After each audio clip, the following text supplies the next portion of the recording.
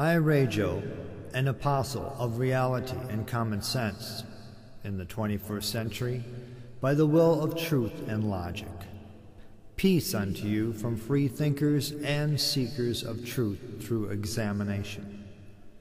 O ye foolish Religionians, I knoweth thou Jesus has said, Call no man fool, but fools ye are.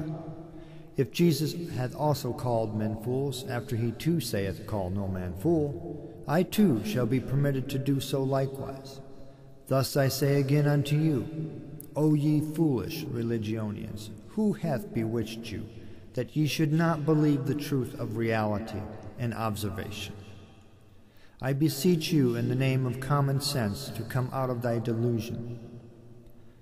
Who hath led thee astray into belief systems and superstitions which ye have no evidence? Who hath convinced you that reality should be forsaken for a faith? Why hast thou forsaken logic and reason? What hast ye against science, knowledge, and observation of reality? Who hath deceived you and brainwashed you into all of this religious nonsense? Was it the Apostle Paul, who saith he was blinded by a light, and heareth voices in his head, saying, Saul, Saul, why thou persecute me? So therefore you believeth everything he saith, and scribblings he wrote nearly 2,000 years ago? Was he not a mere man, who had never seen or spoke with his Jesus? Could not a lightning flash blindeth him for a short time, and because of fear and guilt he heareth voices in his head that were his own imaginations? Why art thou so gullible to believe everything you hear, but not things you see? Dost thou believe in the Mormons' Joseph Smith when he said, God spoketh unto him? Dost thou believe in Islam's Muhammad when he saith, Allah spoketh unto him also? Ye reply, No. Then why believeth Paul? Verily I say unto ye all, that there are many who will say a God hath spoken unto them, and thus will lead multitudes astray into beliefs that come from wild and vain imaginations, and not any divinity at all. Follow them not, for ye shall lay waste to your minds with delusions and be cast under their powerful, seductive, and addictive spell. Dost thou take pleasure in thy ignorance, and have chosen to have thy ears tickled with promises gods do not keep?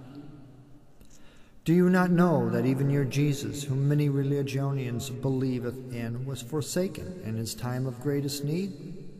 Why dost thou make excuses for the words, my God, why hast thou forsaken me? If thou believest the Scriptures as you saith, then ye must believe this man Jesus, that this man Jesus was truly forsaken. He would have never uttered such words if he knew the cross and suffering were part of a grand plan in his destiny, his, quote, loving Father, unquote, chooses for him. Common sense and logic will guide ye into the truth, but faith cannot do this. Faith merely believeth in something unseen and not known as a truth of reality. It is something ye hope for. I have not written this letter to destroy hope, but to giveth hope, but rather a hope in reality and common sense. My hope for ye all is to come out of thy delusions and into the light of freedom, to thinketh for thyself, rather than the Apostle Paul thinketh for you, or others deceiving you to believe in unseen and unverifiable accounts, which are contrary to good sense and sanity. I urge you to examine and scrutinize your beliefs.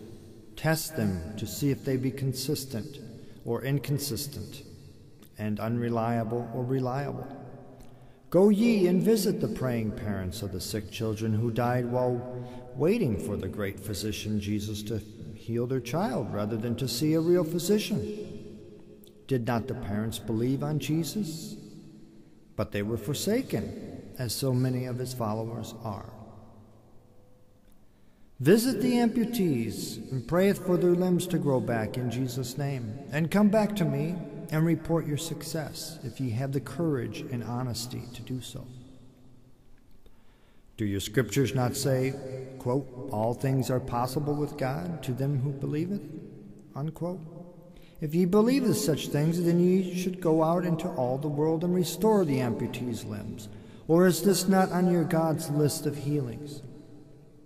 Are not the Religionians also plagued with the common cold and flu virus, like all ye are, and are not healed? It appeareth the simplest ailments and the worst, such as having no limbs, are not being healed when prayed for. If ye believeth in the words of Jesus, then ye shall ask, and it shall be given. It says, quote, where two or more pray in my name and believing, then it shall come to pass, unquote. This is the heart of Jesus' words, but it does not work, or at least ye must confess is not consistent, reliable, nor scientifically verifiable of the true reason. Therefore, if you cometh out of thy delusion, you shall see the errors in your beliefs, which should maketh any thinking person to leave the delusion ye are ensnared by. Is it a sin for man to think and to reason? Verily I say no. Hath not the praying parents of the sick child believed wholeheartedly that their Lord shall heal the sick? Then why hath God forsaken the poor child and the believing parents? Just as Jesus was forsaken by his Father, so too are these parents. But you raise your voices in the churches, exclaiming, quote, God hath blessed me and mine and healed thee, unquote. Yet are there not other needy people around you and elsewhere not being healed nor blessed? Ye are filled with contradictions and falsehoods. Are there not sick and diseased peoples among you in thy congregations and upon thy prayer lists?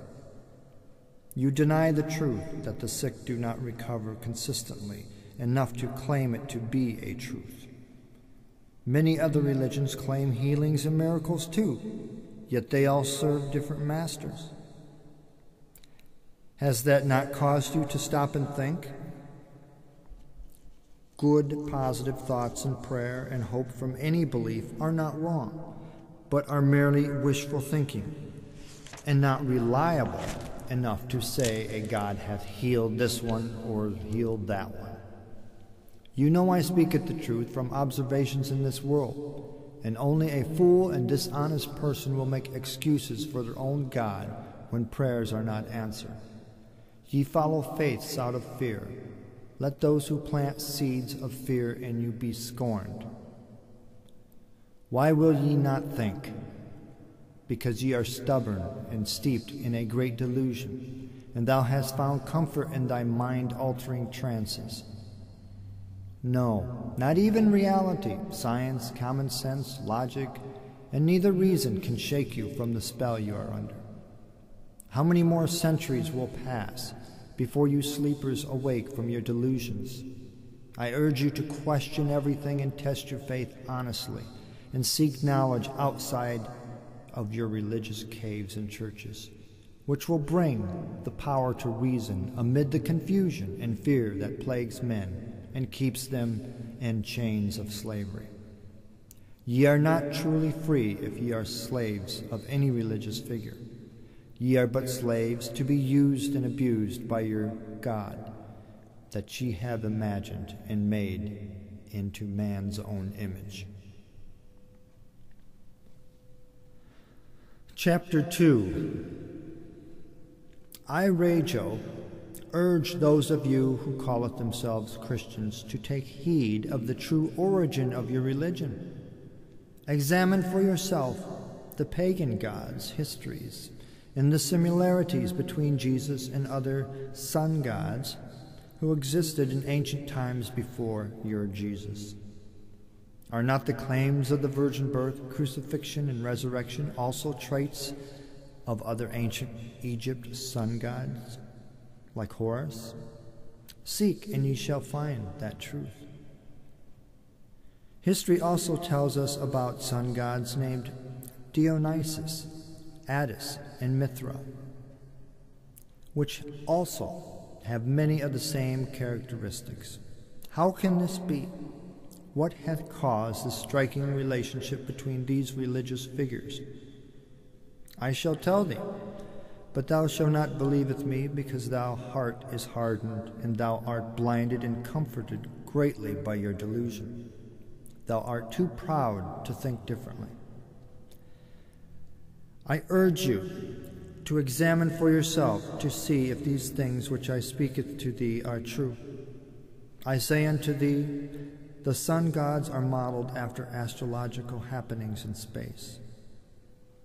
I urge you, Religionians, to look to the skies above and study the movements of the sun with the stars, and see for yourself why the Son of Gods was born on December 25th. Ye will find the 3 stars named the, quote, 3 kings, unquote, in ancient times, and how they followeth the brightest star, Sirius, during the yearly winter solstice, and thus point to the birth of the new, quote, sun, unquote, on December 25th. Be ye enlightened at how the sun for 3 days is stopped dead in the depths of the sky in the, quote, Southern Cross, unquote, constellation, and then is, quote, resurrected, unquote, after 3 days. Thus it brings hope, warmth, and new life in the spring equinox or Easter time, the same time you rejoice in your Jesus' resurrection. My great hope for you is to be free and to think for yourself. How long shall ye be slaves of unseen gods, the priests, bishops, and clergymen, who taketh thy money, and whose churches payeth no taxes? Your Jesus is in a long list of other sun gods, and this should cause any thinking man to arise from his stupor.